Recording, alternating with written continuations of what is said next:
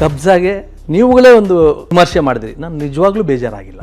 ನಿಮ್ಮ ವಿಮರ್ಶೆಗೆ ನಾನು ಇವತ್ತೂ ಬೇಜಾರಾಗಿಲ್ಲ. ಸುದೀರ್ಘವಾಗಿ 1 hour ಮಾಡಿದ್ದೀರಿ ಸರ್. ಕಬ್ಜಾಯಿಂದ ಕುಬ್ಜಾದ ಇಂಡಸ್ಟ್ರಿ ಅಂತ ಸರ್. ಒಂದು KGF ಬಂದಾಗ ಅರೆ ನಾನು ಆ ಥರ ಮಾಡಬೇಕು ಅಂತ ಅಂದ್ಕೊಳ್ಳೋದು ತಪ್ಪ ಸರ್. ನಿಮ್ಮ ಇಂಟರ್ವ್ಯೂ ಬರೋದು ಹಿಂದಿನ ದಿನವರೆಗೂ ಇದ್ದ ಕಲೆಕ್ಷನ್ ನಿಮಗೆಲ್ಲ ಡಿಸ್ಟ್ರಿಬ್ಯೂಟರ್ಗೂ ಗೊತ್ತಿರ್ತಾರೆ. ನಿಮ್ಮ ಇಂಟರ್ವ್ಯೂ ಬಂದ ನಂತರದ ಕಲೆಕ್ಷನ್ ರಿಪೋರ್ಟ್ ಕೊಡ್ತೀನಿ ಸರ್. ಸರ್ ಕಬ್ಜಾದಲ್ಲಿ ಒಂದು ಇಂಟರ್ವಲ್ ಬ್ರೇಕ್ ಒಂದು ಎಪಿಸೋಡ್ ಇದೆ ಸರ್. ಒಂದು ಶೂಟೌಟ್ ಎಪಿಸೋಡ್ ನೋಡಿ ಸರ್. ಹಾಲಿವುಡ್ ಥರ ತೆಗೆದಿದ್ದೀನಿ ಸರ್. ಕಬ್ಜಾಯಿಂದ ಕುಬ್ಜಾದ ಇಂಡಸ್ಟ್ರಿ ಅಂತ ಅಷ್ಟೇ ಕಟ್ ಮಾಡ್ಕೊಳ್ತಾರೆ ಸರ್. ನೀವು ಅದನ್ನ ಅಂತ ಹೇಳಿದ್ದೀರಾ, ನೀವು ಒಂದು ಎಫರ್ಟು ದೊಡ್ಡ ಪ್ರಯತ್ನ ಅದ ನಂತರ ಹೇಳಿದ್ದೀರಾ ನೀವು. ಅದಿಲ್ಲ ಸರ್, ಅಲ್ಲಿ ಕಟ್ ಮಾಡ್ತಾರೆ ಸರ್, ರೀಲ್ಸ್ ಮಾಡ್ತಾರೆ ಸರ್. ನಾಳೆ ಬೆಳಗ್ಗೆ ಥಿಯೇಟ್ರಲ್ಲಿ 100 ಜನ ಇರಬೇಕಾಗಿದ್ರೆ 50 ಜನಕ್ಕೆ ಬರ್ತಾರೆ ಸರ್. ಸರ್ ಖಂಡಿತವಾಗ್ಲೂ ನನಗೆ ಫೈನಾನ್ಷಿಯಲ್ ತುಂಬ ಲಾಸ್ ಆಯಿತು, ತುಂಬ ಲಾಸ್ ಆಯಿತು ಸರ್. ನಾನು ಇದನ್ನು ಎವಿಡೆನ್ಸ್ವಾಗಿಯೂ ನಾನು ಕೊಡೋದಕ್ಕೆ ರೆಡಿಯಾಗಿದ್ದೀನಿ ಸರ್. ಎಷ್ಟು ಜನ ಇಂಡಸ್ಟ್ರಿ ಇದ್ದಾರೆ ಸರ್. ಆದರೆ ಬೆರಳೆಣಿಕೆಯವರು ಒಂದಷ್ಟು ಜನ ಪ್ರಯತ್ನಗಳು ಮಾಡ್ತಾರೆ. ಇಂಥ ವಿಮರ್ಶೆಗಳು ಪ್ರಯತ್ನ ಮಾಡೋರನ್ನ ತುಳಿದು ಬಿಟ್ಟರೆ ಇಂಡಸ್ಟ್ರಿ ಎಲ್ಲಿ ಬೆಳೆಯುತ್ತೆ ಸರ್. ನಾನು ಎಲ್ಲರ ಹತ್ರ ದುಡ್ಡು ತಂದಿರ್ತೀನಿ ಸರ್. ದೇವರ ದಯೆ ನನಗೆಲ್ಲವೂ ಆಯಿತು, ಕೊಟ್ಟೆ ಸರ್. ಒಂದು ವೇಳೆ ಈ ದೊಡ್ಡ ಪ್ರಯತ್ನದಲ್ಲಿ ನಾನು ಸಿಕ್ಕಾಕೊಂಡ್ಬಿಟ್ಟಿದ್ದರೆ ಯಾರು ಸರ್ ಕಾಪಾಡ್ತಿದ್ರು? ನನಗೂ ಹೆಂಡತಿ, ನನಗೂ ಚಿಕ್ಕ ಮಕ್ಕಳು, ನಮ್ಮ ತಂದೆ, ನಮ್ಮ ತಾಯಿ, ನನ್ನನ್ನು ನಂಬ್ಕೊಂಡಿರೋ ಜನ.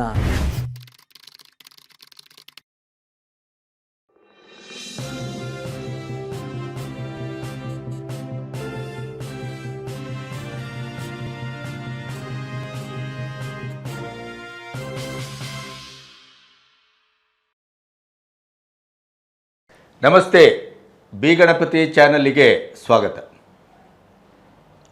ಅತ್ಯಂತ ಭಾವುಕವಾಗಿ ಒಂದು ರೀತಿಯ ನನ್ನ ಒಂದು ವಿಮರ್ಶೆಯೂ ಕೂಡ ಒಂದು ಬದುಕನ್ನು, ಭಾವವನ್ನು, ಸ್ನೇಹವನ್ನು, ಸಂಬಂಧವನ್ನು ಅಲುಗಾಡಿಸ್ತದೆ, ಕೆಡಿಸ್ತದೆ, ಅಥವಾ ಒಂದು ನೋವಿನ ಝಳವನ್ನು ಹುಟ್ಟುಹಾಕ್ತದೆ ಅನ್ನುವ ಅನುಭವ ಮತ್ತು ಅನುಭೂತಿ ನನಗೆ ಕಬ್ಜದಿಂದ ಆಯಿತು. 2-2.5 ವರ್ಷಗಳ ಸುದೀರ್ಘವಾದ ಬಿಡುವು. ಇದರ ಮಧ್ಯೆ ನಾನು ಕೆಲವು ಮಾತುಗಳನ್ನು ಆಡಿದ್ದೇನೆ, ಚಂದ್ರು ಕೂಡ ನನ್ನ ಬಗ್ಗೆ ಕೆಲವು ಮಾತುಗಳನ್ನು ಆಡಿದ್ದಾರೆ. ನಮ್ಮಿಬ್ಬರಿಗಿಂತ ಹೆಚ್ಚು ಮಾತುಗಳನ್ನು ಇಂಡಸ್ಟ್ರಿ ಆಡಿದೆ. 3ನೇ ಜನ ತುಂಬ ಮಾತಾಡ್ಕೊಂಡಿದ್ದಾರೆ. ಅದರ ಜೊತೆಗೆ ಹಾಗಾದರೆ ಸಿನಿಮಾಕ್ಕೆ ಒಂದು ವಿಮರ್ಶೆ ಮಾಡುವುದು ಅಪರಾಧವೇ, ತಪ್ಪೇ? ಯಾಕೆಂತಂದರೆ ಚಂದ್ರು ನನ್ನ ಮೇಲೆ ಕೇಸ್ ಹಾಕಿದರು, ಅದಕ್ಕೆ ತಿರುಗಾಟವನ್ನು ಮಾಡಿದೆ. ಅದರ ಮಧ್ಯೆ ಒಂದಿಷ್ಟು ಮಾತುಕತೆಗಳಾದವು. ಆದರೆ ನಾವಿಬ್ಬರು ಎಲ್ಲಿಯೂ ಸಂಧಿಸಿಲ್ಲ, ಭೇಟಿ ಮಾಡಿಲ್ಲ. ಪರಸ್ಪರ ಅವರವರ ನೆಲೆಯಲ್ಲೇ ನಿಂತು ನಾವು ಮಾತನಾಡ್ತಾ ಹೋದೆವು. ಒಂದು ಕೃತಿಯ ವಿಮರ್ಶೆ ಒಂದು ಬದುಕಿನ ವಿಮರ್ಶೆಯಾಗುವ, ಒಂದು ಕೃತಿಯ ವಿಮರ್ಶೆ ಒಂದು ಭಾವದ ಒಳತೋಟಿಯನ್ನು ಕೆದಕುವ, ಬೆದಕುವ, ಆ ಮೂಲಕ ಆ ವ್ಯಕ್ತಿಗೆ ನೋವು ಕೊಡುವ, ಆಘಾತ ತರುವ ಕೆಲಸವನ್ನು ಮಾಡ್ತದೆಯೇ ಅನ್ನೋದು ನನ್ನ 40 ವರ್ಷದ ಪತ್ರಿಕೋದ್ಯಮದಲ್ಲಿ ಇದು ಹೊಸ ಅನುಭವ ನನಗೆ. ಪ್ರಾಯಶಃ ಈ ಬಿಡುವು, ಈ ಪರಸ್ಪರ ನಮ್ಮ ನೆಲೆಯಲ್ಲೇ ನಿಂತು ಮಾತಾಡೋ ಮಾತು ನನಗೂ ನೋವನ್ನು ತಂದಿದೆ, ಅವ್ರಿಗೂ ನೋವನ್ನು ತಂದಿದೆ. ನನಗೆ ಇತ್ತೀಚೆಗೆ ಒಂದು ಅನಿಸ್ತು, ಯಾಕೆ ಚಂದ್ರುವನ್ನು ಭೇಟಿ ಮಾಡಬಾರ್ದು, ಯಾಕೆ ಮಾತಾಡಬಾರ್ದು? ಯಾಕೆಂತಂದರೆ ಒಬ್ಬ ಪತ್ರಕರ್ತನಾಗಿ ನನ್ನ ವಿಮರ್ಶೆಯ ನೆಲೆಯಲ್ಲಿ ನಿಂತು ಕೃತಿಯನ್ನು ನೋಡುವಾಗ ನನಗನ್ನಿಸುವ ಅನಿಸಿಕೆಯನ್ನು ಹೇಳುವ ಸ್ವಾತಂತ್ರ್ಯ ನನಗೂ ಇದೆ. ಪ್ರಾಯಶಃ ಅದನ್ನು ಚಂದ್ರು ಕೂಡ ಒಪ್ಕೊಳ್ತಾರೆ ಅಂತ ನಾನು ಭಾವಿಸ್ತೇನೆ. ಆದರೆ ಅದರಿಂದ ಆಗುವ ಅನಾಹುತ 60-70 ಕೋಟಿಯನ್ನು ಒಬ್ಬ ಮನುಷ್ಯ ಅದರಲ್ಲಿ ಸುರಿದಿರ್ತಾರೆ. ಅವರ ಒಂದು 20-21 ವರ್ಷದ ಜರ್ನಿ, 2008ರಲ್ಲಿ ತಾಜ್ ಮಹಲಿಂದ ಕಬ್ಜದವರೆಗಿನ 11 ಸಿನಿಮಾ, ಒಂದು ಹಳ್ಳಿಯಿಂದ ಬಂದಂಥ ಹುಡುಗ, ಕನಸು ಕಟ್ಟಿದವನು, 100 ಕೋಟಿಯ ಸಿನಿಮಾವನ್ನು ಮಾಡುವ ಒಂದು ಆಲೋಚನೆಯ ಕನ್ನಡಕ್ಕೆ ಹೊಸ್ತು. ಅದರ ಮಧ್ಯೆ ಕರೋನಾ, ಅದರ ಮಧ್ಯೆ ಬಡ್ಡಿ, ಅದರ ಮಧ್ಯೆ ಒಂದಿಷ್ಟು 4 ವರ್ಷದ ಆ ಗ್ಯಾಪು, ಇವೆಲ್ಲವೂ ಒಂದು ಸೇರಿಕೊಂಡಾಗ 2.25 ಗಂಟೆಯ ಸಿನಿಮಾವನ್ನು ನೋಡಿ ಮಾತಾಡುವುದರ ಹಿಂದೆ ಇಂಥ ಒಂದು ಬದುಕಿನ ದಾರುಣತೆ ಇರುತ್ತೆ, ಸವಾಲಿರುತ್ತೆ ಅನ್ನೋದು ಕೂಡ ಪ್ರಾಯಶಃ ವಿಮರ್ಶೆಯ ಒಂದು ಭಾಗ ಆಗಬೇಕೋ ಬೇಡವೋ ಅನ್ನೋದು ಅದು $1 ಮಿಲಿಯನ್ ಪ್ರಶ್ನೆ. ಈ ಎಲ್ಲ ಒಂದು ತವಕ, ತಳಮಳ ಮತ್ತು ಎಲ್ಲೋ ಒಂದು ಕಡೆ ಒಂದು ಸ್ನೇಹವನ್ನು ಕಳ್ಕೊಂಡಂಥ ಆ ಸಂದರ್ಭದಲ್ಲಿ ನಿಂತು ನೋಡಿದಾಗ ನನಗೆ ನೇರವಾಗಿ ಚಂದ್ರು ಅವನನ್ನು ಮಾತಾಡೋಣ, ನನ್ನ ವಿಮರ್ಶೆ ಅವರಿಗೆ ಕೊಟ್ಟ ಜಳ ಏನು, ನೋವೇನು, ತಾಪತ್ರಯ ಏನು, ಎಷ್ಟು ಜನ ನನ್ನದೇ ವಿಮರ್ಶೆಯ ತುಣುಕುಗಳನ್ನು ಮಾಡಿ ಅದನ್ನು ಕಟ್ ಮಾಡಿ ಅದನ್ನು ಪ್ಲೇ ಮಾಡಿ ಅವರಿಗೆ ಎಷ್ಟು ನೋವನ್ನು ಕೊಟ್ಟರು, ಅಥವಾ ನನ್ನದಲ್ಲದ ಬದುಕಿನ ಚಹರೆಯನ್ನೂ ಕೆಲವು ಸರಿ ಅವರು ತಂದು ಮಾಧ್ಯಮದಲ್ಲಿ ಮಾತಾಡುವಷ್ಟು ನನ್ನ ಮತ್ತು ಅವರ ವಿಶ್ವಾಸ ತಾಜ್ ಮಹಲ್ಗಿಂತ ಹಿಂದಿನದ್ದು. ಅವರು ಈಗ ಬೆಳೆದಿದ್ದಾರೆ, ಆವಾಗ ನಾ ಬೆಳೆಯುವ ಪೂರ್ವದಲ್ಲೇ ಸ್ನೇಹಿತ. ಆದರೆ ಅದೆಲ್ಲವನ್ನು ಮರೆತು ನಾವು ಎಲ್ಲೋ ಒಂದು ಕಡೆ ಕಿತ್ತಾಡ್ಕೊಂಡೇವಲ್ಲ, ಇದು ಯಾಕೆ ಏನು ಇದೆಲ್ಲವನ್ನು ಮುಕ್ತವಾಗಿ ಇವತ್ತು ಮಾತಾಡೋಣ ಅಂತ ಅವರು ಮನೆಗೆ ಬಂದಿದ್ದೇನೆ. ಬಹುಶಃ ಅವರು ಅದನ್ನು ಸ್ವೀಕರಿಸ್ತಾರೆ, ಅದನ್ನು ಒಂದು ಒಳ್ಳೆಯ ಪಾಸಿಟಿವ್ ಆಗಿ ತಗೊಳ್ತಾರೆ. ಮತ್ತು ಅದೇ ರೀತಿಯಲ್ಲಿ ಅವರ ಎಲ್ಲ ದುಃಖದ, ದುಗುಡದ, ಆಘಾತದ ಎಲ್ಲ ಒಡಲನ್ನು ಇವತ್ತು ನಿಮ್ಮೆದುರು ನೇರವಾಗಿ ಕೆದಕೋಣ. ಅವ್ರು ಏನು ಮಾತಾಡಿದ್ರು ಅದಕ್ಕೆ ಸಹಿಸೋಣ ಮತ್ತು ಅದನ್ನು ನಾನು ಸ್ವಾಗತಿಸೋಣ ಅಂತ ಬಂದಿದ್ದೇನೆ. ಚಂದ್ರ ಅವರೇ, ನಮಸ್ತೆ. ನಮಸ್ತೆ ಸರ್. ಸೊ 2.5 ವರ್ಷದ ನಂತರ ನಿಮ್ಮನ್ನು ಭೇಟಿ ಆಗ್ತಾ ಇದ್ದೇನೆ. ನಾನು ಕಬ್ಜದ ಸಮಯದಲ್ಲೂ ನಾನೇನು ಪ್ರಮೋಷನ್ಗೂ ಬಂದಿಲ್ಲ ಅಥವಾ ನಿಮ್ಮನ್ನು ಭೇಟಿಯೂ ಆಗಿಲ್ಲ. ನನ್ನ ವಿಮರ್ಶೆ ಇಂಥ ಒಂದು ಹಂಗಾಮವನ್ನು ಉಂಟು ಮಾಡ್ತದೆ ಅನ್ನುವ ಪರಿಕಲ್ಪನೆಯು ನನಗಿರಲಿಲ್ಲ. ಆದರೆ ನಿಮಗೆ ನೋವು ತಂದಿದೆ. ಆ ನೋವಿನ ಪರಿಣಾಮ ಏನಾಗಿದೆ ಅನ್ನೋದು ನನಗೂ ಗೊತ್ತು, ನಿಮಗೂ ಗೊತ್ತು. ಸೊ ನೀವು ಮುಕ್ತವಾಗಿ ಮಾತಾಡ್ಬೋದು. ಈ 2.5 ವರ್ಷದ ನಿಮ್ಮ ಮೌನ, ಬಹುಶಃ ಎಲ್ಲಿಯೂ ನೀವು ಇಂಟ್ರ್ಯೂ ಕೊಟ್ಟದ್ದನ್ನು ನೋಡಿಲ್ಲ, ಮಾತಾಡಿದ್ದನ್ನು ನೋಡಿಲ್ಲ. ನಿಮ್ಮಷ್ಟಿಗೆ ನೀವು 5 ಸಿನಿಮಾವನ್ನು ನೀವು ಅನೌನ್ಸ್ ಮಾಡಿದ್ರಿ. ಫಾದರ್ ಸಿನಿಮಾದ ಕೊನೆಯ ಹಂತದಲ್ಲಿ ನಿಂತಿದ್ದೀರಿ. ಸೋಲೋ ಗೆಲುವೋ ಗೊತ್ತಿಲ್ಲ, ಆದರೆ ನಿಮ್ಮ ಪ್ರಯಾಣ ಅವಿಚ್ಛಿನ್ನವಾಗಿ ಮುಂದುವರೆದಿದೆ. ಆ ಪ್ರಯಾಣಕ್ಕೆ ನಾನೇನಾದರೂ ಬ್ರೇಕ್ ಹಾಕಿದ್ದೇನೆ ಅಂತಾದರೆ, ಅಥವಾ ಆ ಪ್ರಯಾಣಕ್ಕೆ ನನ್ನಿಂದ ಏನಾದರೂ ಒಂದು ಅಡೆತಡೆ, ಹಂಪ್ಗಳು ಬಂದು ನಿಂತಿದ್ವು ಅಂತಾದರೆ, ಅದನ್ನೆಲ್ಲವನ್ನು ಇವತ್ತು ಮಾತಾಡೋಣ ಅಂತ ಬಂದಿದ್ದೇನೆ. ಖಂಡಿತ ಸರ್. ಇಲ್ಲ, ಗಣಪತಿ ಸರ್ ಅಂತಂದರೆ ನೀವೊಬ್ಬ ಹಿರಿಯರಿದ್ದೀರಿ. ತುಂಬ ಜನಕ್ಕೆ ನನ್ನಂಥವ್ರು, ನನ್ನ ತಾಜ್ ಮಹಲ್ ನಾನು ಎಂಟ್ರಿ ಕೊಟ್ಟಾಗಿಂದ ತಮ್ಮನ್ನೆಲ್ಲ ನೋಡಿದಾಗ ಸರ್ ನಾನು ನಿಜಕ್ಕೂ ಭಯದಲ್ಲಿ ಬರ್ತಿದ್ದೆ. ಏನಂತ, ನನಗೆ ಮಾಧ್ಯಮದವರಿದ್ದಾರೆ, ಏನು ಕೇಳ್ತಾರೆ, ನಾನು ಏನು ಹೇಳಬೇಕು ಅಂತ. ಇವತ್ತು ನೀವು ಕೇಳಕ್ಕೆ ಬಂದಿರತಕ್ಕಂಥ ಒಂದು ವಿಚಾರ, ಕಬ್ಜಾದಿಂದ ನನ್ನ ಒಂದು ವಿಮರ್ಶೆಯಿಂದ ನಿಮಗೆಷ್ಟು ಘಾಸಿ ಆಯಿತು, ನೋವಾಯಿತು ಅಂತ.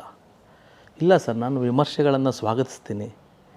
ವಿಮರ್ಶೆಗಳ ಆಚೆ ಸ್ವಂತ ನಮ್ಮ ಏನಂತಾರೆ, ನಾವು ಪರ್ಸನಲ್ಗೆ ಧಕ್ಕೆ ಆದಾಗ ಅದರ ಡ್ಯಾಮೇಜುಗಳು ವಿಮರ್ಶೆ ಮಾಡೋರಿಗೆ ಇರಲ್ಲ ಸರ್. ನಾನು ತಮ್ಮ ಒಬ್ಬರಿಗೆ ಹೇಳ್ತಿಲ್ಲ, ಎಲ್ಲರಿಗೂ ಸೇರಿ ಹೇಳ್ತೀನಿ. ಹಂಗಂತ ವಿಮರ್ಶೆ ಮಾಡೋದು ತಪ್ಪಲ್ಲ. ನಾನು ತಾಜ್ ಮಹಲಿಂದ ಮಾಡ್ಕೊಂಡಿದ್ದೀನಿ, ತಾವುಗಳೇ ಬೆಳೆಸಿರೋದು ನನ್ನನ್ನು. ತಾಜ್ ಮಹಲ್, ಪ್ರೇಮ್ ಕಹಾನಿ, ಮೈಲಾರಿ, ಚಾರ್ಮಿನಾರ್, ಕೋಕೋ, ಬ್ರಹ್ಮ, ತೆಲುಗು ಸಿನಿಮಾ ಮಾಡಿದ್ದೀನಿ, ತೆಲುಗುಗೊಂದು ಕತೆ ಕೊಟ್ಟಿದ್ದೀನಿ. ಈ ಮಣ್ಣಲ್ಲಿ ಹುಟ್ಟಿ ಈಗಲ್ಲ ಸರ್, 2008ರಲ್ಲಿ ನನ್ನ ತಾಜ್ ಮಹಲ್ ತೆಲುಗಲ್ಲಿ ಸೂಪರ್ ಡೂಪರ್ ಹಿಟ್ ಆಗುತ್ತೆ. ನನ್ನ ಕೃಷ್ಣಮ್ಮ ಕಲಿಪಿಂದಿ ಇದ್ದರಿನಿ, ನನ್ನ ಚಾರ್ಮಿನಾರ್ ಕೃಷ್ಣಮ್ಮ ಕಲಿಪಿಂದಿ ಇದ್ದರಿನಿ ಅಂತ ದೊಡ್ಡ ಸಿನಿಮಾ ಆಗುತ್ತೆ.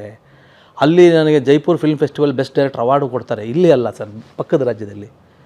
ಇವೆಲ್ಲವನ್ನು ಮಾಡ್ಕೊಂಬಂದು ನಾನು ಚಿಕ್ಕ ಡೈರೆಕ್ಟರ್ ಸರ್, ನಾನು ದೊಡ್ಡ ಬುದ್ಧಿವಂತ ಅಂತ ನಾನು ಯಾವತ್ತೂ ಹಾಕ್ಕೊಂಡಿಲ್ಲ. ನಾವು ರೈತರ ಕುಟುಂಬದಿಂದ ಬಂದಿರತಕ್ಕಂಥವ್ರು. ನಮ್ಮ ತಂದೆ ನಮ್ಮನ್ನು ಏನು ಬೆಳೆಸಿದ್ದಾರೆ, ಸಂಸ್ಕಾರದಲ್ಲಿ ಬಂದಿದ್ದೀವಿ ನಾವು ಸರ್. ನಾವು ಕೆಟ್ಟವರಂತೂ ಅಲ್ಲ ಸರ್, ಕೆಟ್ಟ ಗುಣಗಳಂತೂ ಅಳವಡಿಸ್ಕೊಂಡಿಲ್ಲ ಸರ್, ಯಾವ ಚಟಗಳನ್ನು ಮೈಗೂಡಿಸ್ಕೊಂಡಿಲ್ಲ ಸರ್. ಏನು ಕೆಲಸ ಮಾಡ್ತೀವೋ ಅದನ್ನು ಶ್ರದ್ಧೆಯಿಂದ ಮಾಡ್ತೀವಿ. ಹಾಗೆ ಸಿನಿಮಾನೂ ನಮಗೊಂದು ದೇವ್ರು ಕೊಟ್ಟಿರ್ತಕ್ಕಂತಹ ಒಂದು ಕೆಲಸ. ಆ ಕಲಾದೇವಿ ನಮ್ಮನ್ನು ಒಂದು ಹಳ್ಳಿಯಿಂದ, ಒಂದು ರೈತರ ಕುಟುಂಬದಿಂದ ಕರ್ಕೊಂಬಂದು ಇಲ್ಲಿ ಬಂದು ಬಾರಲ್ಲಿ ಕೆಲಸ ಮಾಡಿದ್ವು, ಮೆಜೆಸ್ಟಿಕಲ್ಲಿ ಮಲ್ಕೊಂಡು. ನಾನು ಒಬ್ಬನೇ ಅಲ್ಲ ಸರ್, ಎಲ್ಲರೂ ಕಷ್ಟಪಟ್ಟಿರ್ತಾರೆ. ನನಗೂ ಆ ಕಷ್ಟಗಳನ್ನೆಲ್ಲ ಪಾಸ್ ಮಾಡಿ ನಿರ್ದೇಶಕನಾದೆ. ನೀವುಗಳೇ ಬೆಳೆಸಿದ್ರಿ, ನಾನು ಬೆಳೆದಿದ್ದಲ್ಲ. ನಾನು ಕೆಲಸ ಮಾಡಿದೆ, ನೀವುಗಳು ಬೇಷ್ ಅಂತ ಬೆಂತಟ್ಟಿದ್ರಿ. ಅವಾಗ ಖುಷಿ ಪಟ್ಟಿದ್ದೀನಿ, ಇಲ್ಲ ಅಂತಲ್ಲ. ಕಬ್ಜಾಗೆ ನೀವುಗಳೇ ಒಂದು ವಿಮರ್ಶೆ ಮಾಡಿದ್ರಿ, ನಾನು ನಿಜವಾಗ್ಲೂ ಬೇಜಾರಾಗಿಲ್ಲ. ನಿಮ್ಮ ವಿಮರ್ಶೆಗೆ ನಾನು ಇವತ್ತೂ ಬೇಜಾರಾಗಿಲ್ಲ. ಅದು ನಿಮ್ಮ ಹಕ್ಕು. ಯಾವುದೇ ಪತ್ರಿಕಾ ಸ್ವಾತಂತ್ರ್ಯ, ಮಾಧ್ಯಮದ ಸ್ವಾತಂತ್ರ್ಯ, ವಿಮರ್ಶೆಗಳು ಇವೆಲ್ಲವೂ ಬೇಕು. ನೀವುಗಳಿದ್ದು ನಮ್ಮನ್ನು ಬೆಂತಡ್ದಾಗ ಅಥವಾ ತಪ್ಪಾದಾಗ ತಿದ್ದಿದಾಗಲೇ ನಾವು ಸರಿ ದಾರಿಗೆ ಬರೋಕ್ಕೆ ಸಾಧ್ಯ. ಬಟ್ ನನ್ನ ಪ್ರಶ್ನೆ ಏನು ಅಂತಂದರೆ ಸರ್, ನೀವು ಹೇಳಿದ್ರಿ 2 ವರ್ಷಗಳ ಸುದೀರ್ಘ ಮೌನ ಅಂತ. ಆ ಮೌನದ ಹಿಂದೆ ಏನಾಗಿದೆ ಅಂತ ಆಮೇಲೆ ಹೇಳ್ತೀನಿ. ಖಂಡಿತ ಸರ್, ನಾನು ತುಂಬ ಆ ಮೌನ ತೊಗೊಂಡೆ. ಯಾಕೆ ಅಂತಂದರೆ, ಗಣಪತಿ ಭಟ್ ಸರು ಸಿನಿಮಾ ನೋಡಿದ ಮೇ ಬಿ ನೀವು ಸೋಮವಾರ ದಿನ ಒಂದು ಕಬ್ಜಾ ಸಿನಿಮಾ ನೋಡ್ಕೊಂಬಂದು ಇಂಟರ್ವ್ಯೂ ಮಾಡ್ತೀರಾ, ವಿಮರ್ಶೆ ಮಾಡ್ತೀರಾ. 4-5 ದಿನ ಕಳೆದಿತ್ತು. ಸೋಮವಾರ, ಮಂಗಳವಾರ ಮಾಡ್ತೀರಾ ಸರ್. ಮಂಗಳವಾರ ವಿಮರ್ಶೆಯ ನಂತರ ನನಗಾದ ಲೈಫಲ್ಲಿ ಬದಲಾವಣೆಗಳು ಹೇಳ್ತೀನಿ ಸರ್. ಅದಕ್ಕೂ ಮುಂಚೆ ಇವತ್ತು ಜನ ತುಂಬ ಸ್ಪೀಡು. ಅಲ್ಟಿಮೇಟ್ ನಾವು ಸಿನಿಮಾ ಅವರಿಗೆ ಮಾಡೋದು. ತಪ್ಪಾದಾಗ ಅವ್ರಿಗೆ ರೈಟ್ಸ್ ಇದೆ, ಕಮೆಂಟ್ ಹಾಕೋದಕ್ಕೆ ಎಲ್ಲದಕ್ಕೂ ರೈಟ್ಸ್ ಇದೆ. ನಾವು ಯಾವುದನ್ನು ತಪ್ಪು ಅಂತ ಹೇಳಲ್ಲ. ಏನಾಗ್ತಿದೆ ಅಂದರೆ ಸರ್, ನೀವು ಸುದೀರ್ಘವಾಗಿ 1 ಅವರ್ ಮಾಡಿದ್ದೀರಿ ಸರ್, ಕಬ್ಜಾಯಿಂದ ಕುಬ್ಜಾದ ಇಂಡಸ್ಟ್ರಿ ಅಂತ. ಸರ್, ಕಬ್ಜಾದ ಪ್ರಯತ್ನ ಇದೆಯಲ್ಲ ಸರ್, ನಾನು ಯಾರನ್ನೂ ಬ್ಲೇಮ್ ಮಾಡಲ್ಲ. ಕನ್ನಡ ಚಿತ್ರರಂಗದಲ್ಲಿ ಒಂದು KGF ಅಂತ ಒಂದು ಸಿನಿಮಾ ಬರುತ್ತೆ ಸರ್, ಮತ್ತು ಅದ್ರ ಹೆಸರು ತೊಗೊಳ್ತೀನಿ, ತಪ್ಪಾಗಿ ಭಾವಿಸ್ಬೇಡಿ, ನಮ್ಮದೇ ಸಿನಿಮಾದ ಇಂಡಸ್ಟ್ರಿದು ಸರ್. ಒಂದು KGF ಬಂದಾಗ ಅರೆ ನಾನು ಆ ಥರ ಮಾಡಬೇಕು ಅಂತ ಅಂದ್ಕೊಳ್ಳೋದು ತಪ್ಪ ಸರ್? ನನ್ನ ಪ್ರಶ್ನೆ. ನಾನು ಚಿಕ್ಕ ನಿರ್ದೇಶಕ, ನಾನು ದೊಡ್ಡವನಾಗಬೇಕು ಅಂತ ಅಂದ್ಕೊಳ್ಳೋದು ತಪ್ಪ ಸರ್? ತಪ್ಪಲ್ಲ. ನಾನು ಪ್ರಯತ್ನ ಪಟ್ಟೆ ಸರ್. ನಮಗೆಲ್ಲ ಯಾವುದೇ ಗಾಡ್ ಫಾದರ್ಗಳಿಲ್ಲ ಸರ್. ನಮಗೆ ಯಾರೋ ದುಡ್ಡು ತೊಗೊಬಂದು ಹಾಕಿ ನೀನು ಮಾಡು ನಾವಿದ್ದೀವಿ ಯಾರೂ ಇಲ್ಲ ಸರ್. ನಮಗೆ ನಾವೇ ಶಿಲ್ಪಿಗಳು, ನಾವೇ ಹುಳಿ ತೊಗೋಬೇಕು, ನಾವೇ ಕಲ್ಲು ನಾವೇ ಹೊಡ್ಕೋಬೇಕು, ನಾವು ಬೆಳಿಬೇಕಲ್ವ ಸರ್. ಸೊ ನಾನೇ ಹಣ ಯಾರೋ ಗೊತ್ತಿರ್ತಕ್ಕಂಥ ಸಂಪಾದನೆ ಮಾಡಿರ್ತಕ್ಕಂಥ ಸ್ನೇಹಿತರುಗಳ ಹತ್ರ ಎಲ್ಲ ಸೇರಿ ಸರ್, ಇನ್ನೂ ಒಂದು ಕನ್ಕ್ಲೂಷನ್ ಕೊಡ್ತೀನಿ ಈ ಟೈಮಲ್ಲಿ. ಇದಕ್ಕೆ MTB ನಾಗರಾಜ್ ಅವರು ಪ್ರೆಸೆಂಟ್ಸ್ ಅಷ್ಟೇ ಸರ್, ಆಶೀರ್ವಾದ ತೊಗೊಂಡಿದ್ದೀನಿ ಸರ್. ಹಣ ಬಂದು ನಾನೇ ಸಾಲ ಮಾಡಿದ್ದು, ನಾನೇ ಫೈನಾನ್ಸ್ ತೊಗೊಂಡು ಬಂದು ನಾನು ಒಂದು ದೊಡ್ಡ ಡೈರೆಕ್ಟರ್ ಆಗಬೇಕು, ನನ್ನ ಕಡೆಯಿಂದನೂ ಇಂಡಸ್ಟ್ರಿಗೆ ಒಂದು ದೊಡ್ಡ ಸೇವೆ ಇರಬೇಕು, ಆಮೇಲೆ ನಾನು ಒಂದು KGF ಥರ ಒಂದು ಸಿನಿಮಾ ಮಾಡಬೇಕು, ನಾನು ಬೆಳಿಬೇಕು, ನಾನು ಇರಬೇಕಿಲ್ಲಿ ಅನ್ನೋ ಒಂದು ಮಹದಾಸೆಯಿಂದ ನಾನು ಒಂದೊಂದು ಶಾರ್ಟ್ ತೆಗಿಬೇಕಾದ್ರೂ ಇದು ಪ್ರಶಾಂತ್ ನೀಲ್ ತೆಗೆದಿದ್ದಾರಲ್ಲ ಇವ್ರಿಗಿಂತೂ ಚೆನ್ನಾಗಿ ತೆಗಿಬೇಕು ಅಂತ ನೀವು ನಂಬಲ್ಲ ಸರ್. 4 ಅವರ್ ನಿದ್ದೆ ಮಾಡ್ಕೊಂಡು ಭಾಳ ಕಷ್ಟಪಟ್ಟು ಸಿನಿಮಾ ತೆಗೆದೆ ಸರ್. ಅಫ್ಕೋರ್ಸ್ ತುಂಬ ಜನಕ್ಕೆ ಇಷ್ಟ ಆಗಿರ್ಬೋದು, ಇಷ್ಟ ಆಗದೇ ಇರ್ಬೋದು. ಆಗಿಲ್ಲ ಅಂತಂದಾಗ ನೀವು ಹೇಳಿ ಸರ್, ತಿದ್ಕೋತೀವಿ. ಎಲ್ಲೋ ಒಂದು ದಿನ 4ನೇ ದಿನಕ್ಕೆ ಹೇಳಿದಾಗ ಸರ್ ನೀವು ನಂಬಲ್ಲ, ನಿಮ್ಮ ಇಂಟರ್ವ್ಯೂ ಬರೋದು ಹಿಂದಿನ ದಿನವರೆಗೂ ಇದ್ದ ಕಲೆಕ್ಷನ್ ನಿಮಗೆಲ್ಲ ಡಿಸ್ಟ್ರಿಬ್ಯೂಟರ್ಗಳು ಗೊತ್ತಿರ್ತಾರೆ, ಅಥವಾ ನಾನು ತಂದುಕೊಡ್ತೀನಿ. ನಿಮ್ಮ ಇಂಟರ್ವ್ಯೂ ಬಂದ ನಂತರದ ಕಲೆಕ್ಷನ್ ರಿಪೋರ್ಟ್ ಕೊಡ್ತೀನಿ ಸರ್. ಅಂದರೆ ಪಾಪ ಸರ್, ಜನ ತಪ್ಪಾಗಿ ನಾನು ಓಪನಾಗಿ ಹೇಳು ಅಂತ ಹೇಳಿದ್ರೆ ಓಪನಾಗಿ ಹೇಳ್ತೀನಿ ಸರ್. ಜನ ಪಾಪ ಸರ್, ಅವ್ರಿಗೆ ಇವತ್ತಿನ ದಿನ ನೋಡ್ತಿದ್ದೀನಲ್ಲ, ಸೋಷಿಯಲ್ ಮೀಡಿಯಾ ನೋಡ್ತಿದ್ದೀವಲ್ಲ ಸರ್.